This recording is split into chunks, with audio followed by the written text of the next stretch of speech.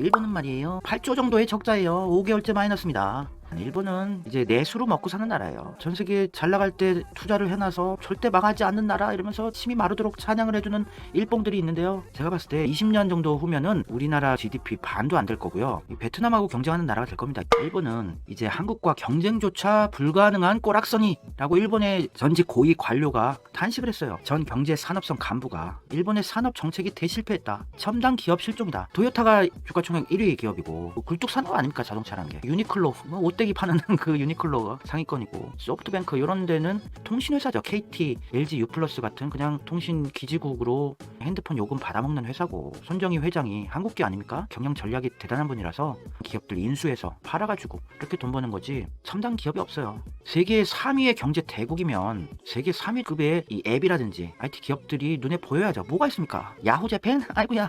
메신저 카톡 같은 것도 못 만들어서 한국 거 라인을 써요. 아직도 야후를 쓰는 나라고.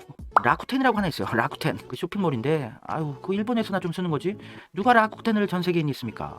없어요. 깜깜한 거예요. 깜깜. 앱도 그지 같고 IT 인력도 없고 아베 정권의 혐한 정책이 문제를 더 키웠대요. 일본 정부의 메이드 인 재팬 일장기주의 때문에 일본 산업 정책이 대실패를 거듭해왔대요. 이 경제산업성 간부가 TV에도 몇 번씩 나오다가 이제 방송 못 나가게 됐는데 칼럼은 아직도 내고 있네요. 1988년에 세계 반도체 시장의 50% 이상이 일본 기업이었습니다. 근데 지금 10%에도 못 미쳐요. 반도체도 지금 망해가고 있는 중이고 그리고 글로벌 톱 10 중에 일본 기업이 6개나 됐던 시절도 있었는데 지금은 단 한 곳도 없어요. 세계 100대 기업 중에 딱 하나 도요타 들어가는 수준입니다. 그래서 기술적으로 대만, 한국, 미국 기업을 상대로 최첨단 경쟁에 뛰어드는 것조차 불가능한 꼬락선이에요. 꼬락선이. 시대에 뒤떨어진 산업 정책이 오늘날 일본의 첨단 산업의 씨가 마를 정도의 대위기를 가져왔고 아직 소재 부품 장비 대단해. 이거 없으면 우리나라 아무것도 못 만들어. 소부장 가지고 그냥 일본 찬양해 주느라고 난리인 세력들이 있는데 끊어지기 직전에 썩은 동아줄 잡고 그냥 버티는 거야. 아 소부장 소재 부품 장비가 있어. 한국은 못 만들어 아무것도. 아이고 자괴감 느껴요. 일본 가기도. 아베 정권 이후 계속된 혐한 정책이 이를 더욱 심화시켰대요. 그러니까 아베가 지금까지 한국한테 소재 부품 장비 팔아서 매년 20조 이상 흑자를 보고 700조 원 이상 누적 무역 흑자를 보던 꿀을 빨던 한국으로부터 수출 제한 조치를 걸면서 잘난 척하다가 지네들이 더 손해보고 찍혔단 말이에요. 삼성, SK, LG 이런 한국 대기업들한테. 대만 기업에 휘둘리는 슬픈 일본. 그러니까 한국 기업한테 좀 휘둘렸었어요. 삼성, LG, SK 같은 대기업들한테 휘둘렸었는데 이제 더 굴욕적인 일본의 식민지였던 코딱지만한 섬나라 대만 기업들한테 휘둘리게 되는 이 그냥 아우 너무나 슬퍼서 더 이상 얘기하기도 힘든 그런 칼럼을 썼어요. 일본 사람이. 세계 최대 반도체 위탁 생산 업체인 대만 TSMC에 대한 일본 정부의 굴욕적 특혜를 들어 이렇게 지적했다고 합니다. 우리나라 산업통상자원부에 해당하는 게 경제산업성인데요. 이 경산성에서 2019년 한국에 대한 반도체 소재 수출 규제를 주도했던 곳이죠. 여기 간부 출신입니다. 코가씨가. 코가씨의 칼럼에서 TSMC가 일본에 새로운 공장을 짓기로 했어요. 이 큐슈 쪽에. 근데 일본 정부가 안도의 한숨을 쉬는 상황이 됐대요. 아유 불쌍해라. 10년 전 기술이에요.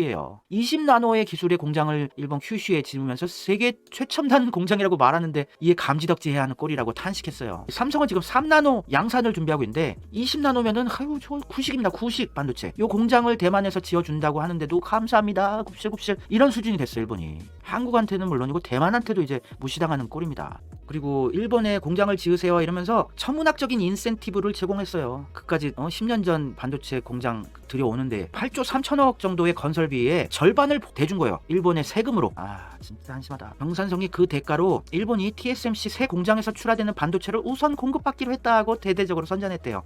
옛날 반도체 공급을 먼저 받는 거 정도로 만족하는 일본의 한심함. 그리고 아베 정권 이후에 지속된 혐한 정책과 이에 따른 한국에 대한 경제 보복이 오늘날 일본의 입지를 한층 위축시켰다고 지적했어요. 일본산 반도체 소재에 삼성전자 수출을 방해했어요. 감히 삼성 형님의 심기를 건드린 거죠. 그래서 이제 삼성도 친일적인 성향을 오랫동안 보여준 기업이었습니다만 그럼에도 불구하고 일본으로부터 소재 부품 장비를 사용하는 것에 대해서 상당히 조심스럽게 접근할 수밖에 없는 스탠스가 되어버렸죠. 일본이 스스로 그렇게 만든 거예요. 결과적으로 TSMC 한 곳만 의존하게 된 겁니다. 삼성에 납품하고 SK 납품해서 아주 꿀 빨았었는데 지금 삼성, SK는 웬만하면 일제 소재 부품 장비를 기피하게 되는 이런 상황이 되어버린 거죠. 그러면 이제 TSMC한테 몰빵하게 되는 거죠. 그러면 TSMC는 그걸 또 알고 목줄을 죄고 무리한 요구를 하게 될 거고 일본은 그것에 시달리게 될 것이죠. 그때마다 큰 곤욕을 치르게 될 것이다. 이 사람은 좀 깨어있는 일본인이네요. 분석하는 거 보니까. 현재 일본은 최첨단 반도체 공장을 지어도 이를 활용할 수 있는 첨단 기업이 거의 없어요. 그러니까 TSMC 공장을 유치하기에 앞서서 전자, 자동차 산업의 업그레이드 업그레이드가 선행됐어야 하는데 지금 그런 종합적인 안목을 가진 관료가 없어요. 관료도 없고 기업 경영자들도 아주 전략도 없고 세계를 볼 수 있는 해안도 없고 국가에서 은행에서 돈 뽑아내서 강제적으로 주가를 부양시켜줬어요. 주식을 사줘서. 그러니까 노력을 안 하게 되는 겁니다. 띵까띵까예요. 대충 해도 주가가 오르네. 발로 디자인한 차 내놔도 팔리네. 이러면서 얘네들이 전체적인 망국의 징조로 다 같이 함께 가고 있는 상황인 겁니다. 지금. 그래서 업그레이드도 안 됐고 자동차 산업도 지금 전기차로 전환하는데 속도가 너무 느리고 미래가 깜깜하다는 얘기를 일본 사람도 이렇게 해주고 있지 않습니까? 일본에서는 이렇게 똑똑하고 깨어있는 사람은 배제가 돼버리고 아예 TV에도 못 나오는 거예요. 그런 나라가 되어버렸습니다. 또 일본의 경제 석학이 G7에서 일본 빼고 한국 넣자고 해도 할 말 없어. 할 말 없다. 노구치 유키오라는 경제 석학이 한국과 일본이 경제 위기에 대응하는 방법에서 차이가 있었다. 20년 후에 1인당 GDP는 양국의 격차가 2배로 벌어질 수도 있다고. 2배 이상 갑니다. 진짜 제가 봤을 땐. 일본 지금 4만 불이라고 치면 우리나라는 20년 후에 8만 불대 가죠. 일본은 발전 못해요. 계속 마이너스 성장입니다. GDP 0.6, 0.8 찔끔찔끔 성장했던 것도 올림픽 경기 그리고 원전 피해 복구, 재해 지역 복구하면서 인프라, 건설 업체들한테 돈 막 빵빵하게 뿌리고 이러면서 찔끔 올린 건데 관광산업 정도로 안 되는 거예요. 이제 마이너스 성장만 계속 되는 거예요. 일본은 기력이 없어요. 사람들이 이제 이 도전정신, 호기심, 학구열, 야망, 성취욕 아무것도 없어요. 그냥 몰랑 책임만 피하고 띵까띵까 하다 보면은 뭐 잘 어떻게 되겠지. 쇼가 나이나 난도가 나룬데쇼. 그거예요. 진짜로 책임 피하고 그냥 월급만 받아먹자 이겁니다. 얘들은 진짜 운이 좋아서 좋은 세월 보냈던 거예요. 그냥 선진 주요 7개국 G7의 아시아 대표 국가를 일본에서 한국으로 바꿔야 한다 면서 한국의 우위를 보여주는 지표를 들이밀 때 일본은 과연 뭐라고 답할 것인가? 할 말 없는 거예요. G7에서 탈락해도 할 말 없는 겁니다. 한국으로 바꿔도. 일본을 대표하는 경제 석학이 한국과 일본은 1990년대 경제 위기에 대응하는 방법에서 근본적인 차이가 났고 이것이 현재 일본을 믿을 수 없을 만큼 쇠락한 상태로 내몰았다고 진단했습니다. 일본은 G7 퇴출을 우려해야 할지도 모르는 상황이 됐다고 탄식했습니다. 10몇 년 전부터 다 보였던 건데 누구나 다 예측하던 거였는데 이제 와서 또 이런 한탄을 하고 있네요. 이미 늦었어 이놈들아. 망할 준비나 혀. 한국으로 이민이나 오지 말어. 노구치 유키오 씨, 국립 히토츠바시 대학교 명예교수예요. 이 히토츠바시 대학교가 윤석열 씨의 아버님이 국비 유학생으로 갔던 대학교죠. 이 히토츠바시가 상경 계열에서는 도쿄대와 장울 겨룰 정도로 상당히 명문대입니다. 겐다이 비즈니스, 이게 좌파적인 성향이 강한 잡지사예요. 겐다이. 일본은 20년 후 경제 규모에서 한국에 추월당한다. 요거야 나도 예측한다. 20년 후에 1인당 GDP는 물론이고 경제 규모도 추월당할 수 있어요. 진짜로. 다양한 지표에서 한국은 이미 일본을 앞질렀다고 단언하면서 글을 시작했어요. 1990년대 후반에 경제 위기에 빠졌다는 게 한국과 일본이 동의를 했지만 어떻게 대응해 나가느냐에 대해서 일본과 한국의 차이가 크게 난 거예요. 한국은 대학에 내시를 기하고 영어 실력을 높이면서 경쟁력을 향상시켰어요. 요즘에 해외 유학 간다는 거는 대단한 일도 아니죠. 다 가니까. 중국, 인도는 엄청난 인구 대국인데 걔네들하고 큰 차이가 안 날 정도로 유학생을 많이 보내고 있어요. 우리나라에서. 근데 일본은 해외 유학 거의 안 보냅니다. 요즘에. 제가 아무리 가르치는 학생들한테도 무조건 해외 유학을 잠시라도 가라. 그래야 시야가 넓어지고 외국어도 할 수 있어서 너의 생활 반경도 넓어지고 활동 반경도. 무조건 해외 유학을 한두 달이라도 가라. 방학 때. 그렇지만 다 싫대요. 제가 가르치는 학생들은 100% 다 싫다 그랬어요. 왜 싫냐? 영어를 못하거든요. 영어 못하니까 더 가야지. 영어를 배우려고도 하지도 않고 영어 못해도 다 취직되거든요. 대기업 토익 600점, 토플이 아니고 토익이 600점 정도만 넘어도 다 대기업 들어가요.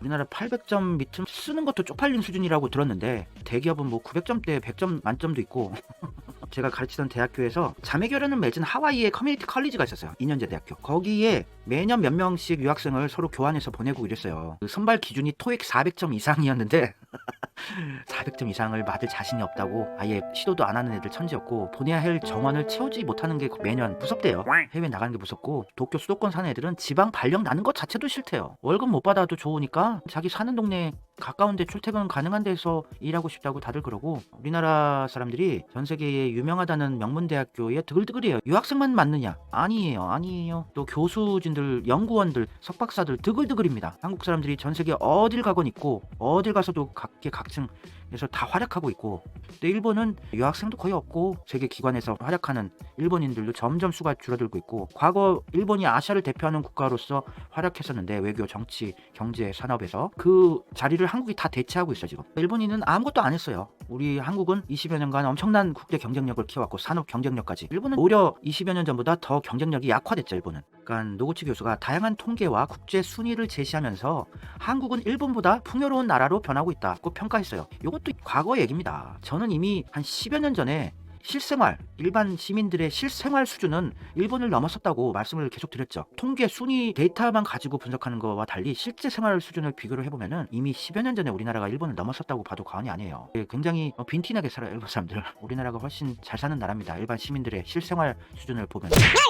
경제협력개발기구 OECD 발표 기준으로 2020년 평균 임금이 일본은 3만 불대예요. 평균 임금 38,500달러, 한국 41,900달러. 이미 디프런트 리그예요. 급이 다릅니다. 얘네들은 3만 불대 평균 임금, 우리는 4만 불대. 평균 임금 수준은 넘어섰고요, 작년에. 그리고 스위스 국제경영개발대학원 IMD, 엄청 명문입니다. 저기 공부 엄청 잘해야 돼요. 거기에서 최근 발표한 국가 경쟁력 순위에서 한국은 23위, 일본은 31위입니다. 일본은 GDP 날조하고 온갖 경제 통계 데이터들 날조해요. 그래도 지는 거 보면 우리나라랑 상당한 차이가 있는 겁니다, 지금. 그리고 2020년 전자정보 순위에서도 한국이 세계 2위, 일본이 14위. 주식 시가총액 세계 100대 기업 중에 한국은 삼성전자가 14위예요. 일본에서 시가총액 1위의 기업인 도요타는 36위입니다, 세계. 한국은 2019년에 5G 이동통신을 상용화했지만 이 노우치 교수가 작년 가을에 5G 폰을 샀는데 언제 이 서비스를 이용할 수 있게 될지 가늠조차 할 수 없다고 했어요. 그리고 1인당 국내 총생산 변화 추이를 보면 아무락이 그지없다고 한탄했습니다. 2020년 기준 1인당 GDP는 일본이 4146달러, 한국이 31,496달러로 아직 일본이 높다. 그러나 2000년 이후 20년간 겨우 1.02배 늘어나는 제자리 걸음했어요. 1인당 국내 총생산. 근데 한국은 같은 기간에 2.56배가 증가했어요. 20여 년간. 2000년에 일본의 31%에 불과했던 1인당 GDP는 현재 78%로 격차가 좁혀든 상태입니다. 그리고 세계 상위 100대 대학에 한국이 6개고 일본은 5개예요. 일본 교육도 지금 망조입니다. 일본 교육이 정말 구식이에요. 이 30여 년 전 거 그대로 가르칩니다. 저도 경영학 수업 일본에서 가르치는데 30년 전 교과서를 그대로 써요. 경영학 수업에서 케이스 스터디를 많이 하는데 100년 전에 GM과 포드의 경쟁, 100년 전 케이스 하고 있어요. 30여 년 전에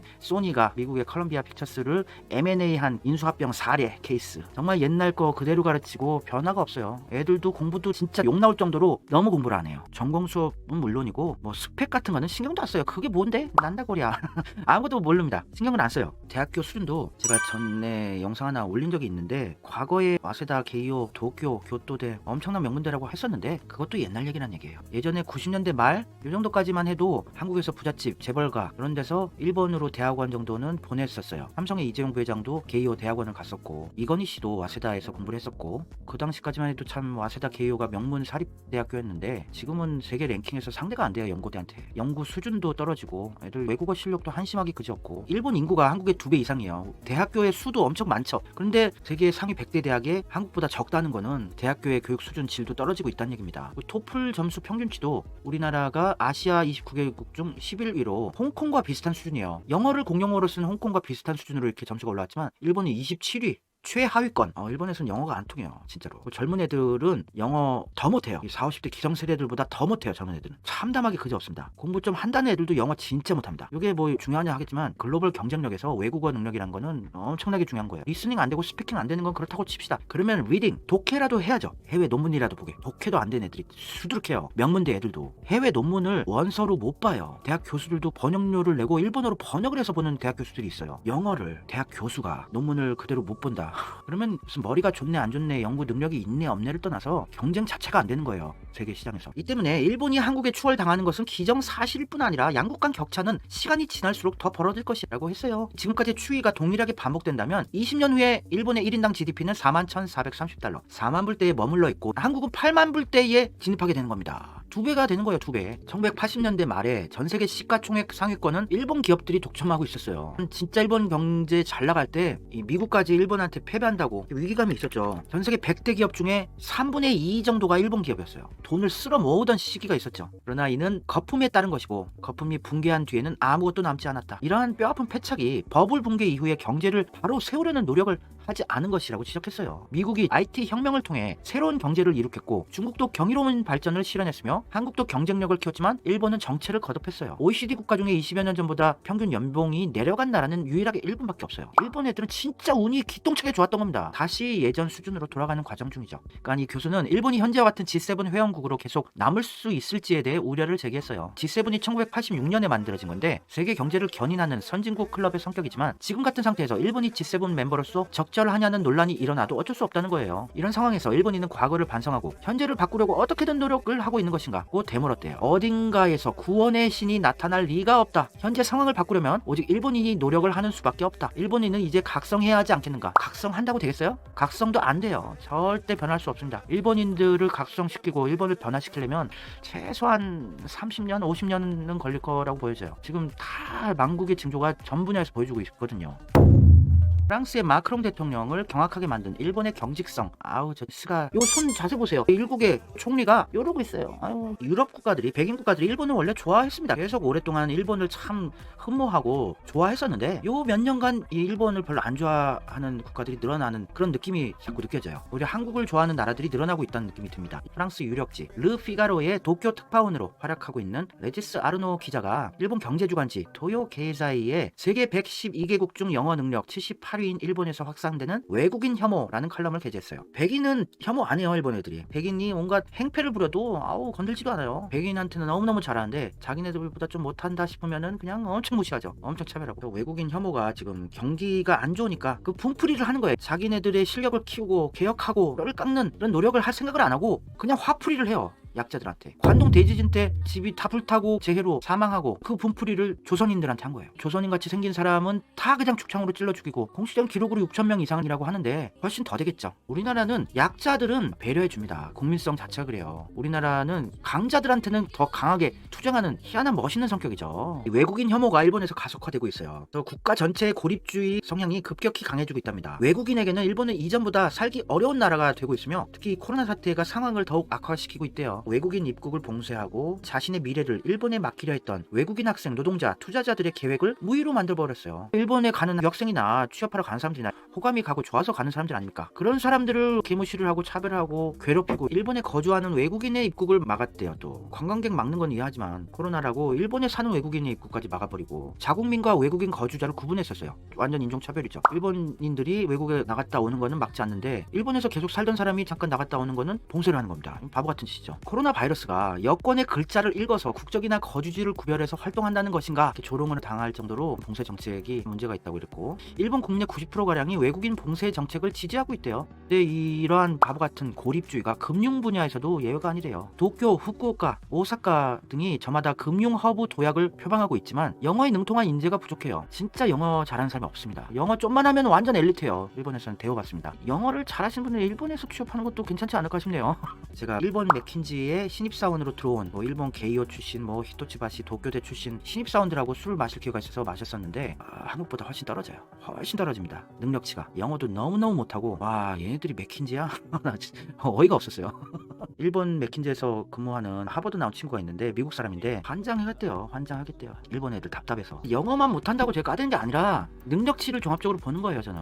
얘 참 똑똑하지 못하다. 일본 망하겠다 느낌이 오래전부터 들었어요. 일본 최고 엘리트라는 애들도 한심하게 그지 없어요. 그래서 국제기구의 이 대표 후보도 내기 힘들 정도로 외국어 잘하는 인재들이 많이 적어요. 우리나라는 넘쳐납니다. 미국 유학 갔다 온 애들 드글드글이죠. 경쟁도 치열하죠. 미국 유학생들 사이에서도. 그리고 불투명한 규제들이 많아요. 쓸데없는 규제, 법, 말도 안 되는 거 완전 비효율적인 그런 규제들이 너무 많아서 외국인들은 정말 환장합니다. 그 일본인들은 발상의 전환에도 소극적이어서 자본 이득에 대한 무거운 과세 문제 등을 해결을 하기 위한 구체적인 노력도 하지 않아요. 그래서 글로벌 금융기관들이 도쿄를 떠나서 싱가포르나 한국으로 거점을 옮기고 있어요. 외국 언론사들이라든지 금융회사, 해외 기업들의 아시아 지부 요 헤드쿼터는 수십 년간 일본 도쿄 아니면 오사카였어요. 아시아를 대표하는 이 헤드쿼터 같은 지역이 일본이었습니다. 근데 이제는 해외 금융기업들이 일본을 뜰려 그래요. 자연재해도 위험하고 방사능도 위험하고 너무 영어도 못하고 말도 안 되는 규제들 많고 이렇기 때문에 한국이나 싱가포르, 홍콩 정도로 이렇게 옮기는 회사들이 꽤 늘어나고 있습니다. 우리나라가 전북 전주가 금융도시로 엄청나게 성장할 가능성이 상당히 높아요. 그래서 종전선언을 해야 되는 거고 1000몇백 킬로 안에 한국 중심으로 10몇 억의 인구가 밀집해 있어요. 엄청난 거죠. 그리고 일본 기업 인수에 흥미를 가진 외국 기업들도 있지만 일본인들은 이 외국 혐오가 있어서 일본 기업은 외국 업체에 인수되느니 차라리 망하는 것을 택하겠다. 참 쓸데없는 자부심이네요. 이미 많은 외국 기업들이 공장, 사무실 설립 예정지에서 일본을 배제하고 있어요. 일본은 이제 저물어 가는 나라라는 것을 외국 기업들이 다들 이제 느끼고 있는 겁니다. 중국 아니면 한국 쪽에 지사를 설립하고 공장을 설립하고 하는 거죠. 일부 기업은 이미 동아시아 지역 본부를 일본에서 한국으로 이전을 하고 있어요. 일본이 비용은 많이 드는데 노동력은 없고 인력은 부족하고 사업 거점으로서 의미가 퇴색하고 있기 때문입니다. 이러한 탈일본 현상은 외교에서도 뚜렷하게 나타나고 있대요. 프랑스 외무성은 전통적으로 최고 수준의 실력을 인정받는 외교관들을 일본에 보냈었대요. 아시아를 대표하는 국가가 일본이었었기 때문에 1995년 이후에 프랑스 외무성 사무국장 중 4명이 주일대사 출신이었어요. 중량감이 있는 외교관을 일본에 파견했었는데, 근데 이제 프랑스 세계에 있어서 일본은 이류 국가가 됐대요. 프랑스 국가 원수의 국빈 자격 방일은 8년 전인 2013년 프랑스와 올랑드 대통령의 마지막이었대요. 마크롱 대통령이 2024년에 파리 올림픽이 있기 때문에 지난 여름에 도쿄 올림픽에 맞춰서 방일을 했었는데 크게 실망하고 돌아갔대요. 당시에 스가 정권의 경직성과 어떤 주제에서도 타협할 의사가 없다는 점에 깜짝 놀랐다고요. 일본 애들이 협상을 정말 못해요. 1차원적인 낮은 차원의 외교 협상을 보여주는 게 일본 애들입니다. 철학이 없기 때문에 협상도 못하는 거예요. 그러니까 협상이란 건 서로 또 양보할 건 양보하고 받을 건 받고 이런 윈윈으로 가는 게 협상의 기본인데 아무나 손해 안 봐 이런 것만 주장을 하니까 진전이 안 되죠. 그런 경직성, 어떤 주제에 대해서도 타협할 의사가 없다는 점에 마크롱 총리가 깜짝 놀랐대요. 이 마크롱 대통령이 너무도 실망한 나머지 다시는 일본에 오지 않을 것, 이게 이 기자의 예상이에요. 일본은 도쿄 올림픽을 통해 계속해서 세계의 중심에 서 있을 것이라고 생각할지 모르지만 그것은 오산입니다. 오히려 올림픽을 중요시하는 일본 정부의 자세가 세계 판도를 잘 못 읽고 있음을 스스로 드러내는 꼴이 될 것이라고 비판했어요. 그리고 2025년에 오사카에서 열리는 엑스포를 엄청나게 중요하게 여기고 이를 담당하는 장관까지 임명했어요. 그런데 세계 엑스포는 이제 개최국 외에는 누구도 신경 쓰지 않는 지역 행사입니다. 우리 대전에 엑스포 할 때 그때 대단하다고 생각하던 그 수준에 머물러 있는 겁니다. 일본 애들은 오사카 엑스포를 엄청나게 중요하게 여기고 이를 담당하는 사람을 장관까지 임명했대요. 우리나라 세계 엑스포 이제 별로 신경 안 쓰게 됐죠. 아랍에미리트 두바이에서 엑스포가 열렸는데 이 두바이에서 엑스포 열리고 있는 거 아는 세계인이 얼마나 될까요? 이렇게 관심도가 떨어진 게 엑스포라는 건데 일본은 엑스포 담당 장관을 임명하고 아직도 신나하고 있습니다. 일단 일본 망해가고 있다는 것을 일본인 고위 관료 출신, 저명한 학자 출신, 프랑스에 주재하는 기자가 이렇게 증언을 해줬어요. 일본 침몰해 가고 있는 나라입니다.